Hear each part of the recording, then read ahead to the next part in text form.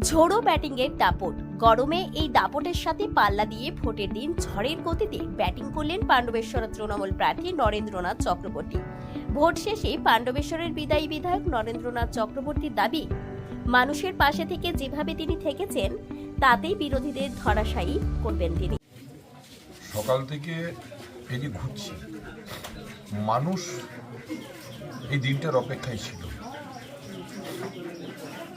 এই এসআইআর নিয়ে মানুষকে যে সন্ত্রস্ত ষড়যন্ত্র, মানুষকে উত্ত্যক্ত করা হয়েছে, মানুষ যে একটা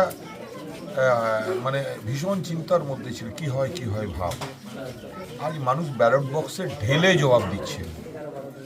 আমাকে রাস্তায় অন্তত দুজন বলল যে আমার 3 নম্বর বটমটা নাকি বসে গেছে।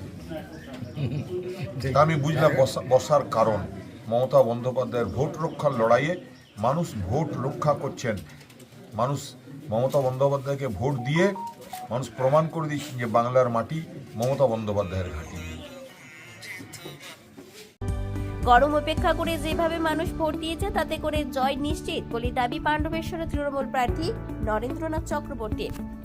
পাণ্ডবেশ্বর থেকে অনুরাধা সেনগুপ্ত রিপোর্ট, খাঁটি খবর।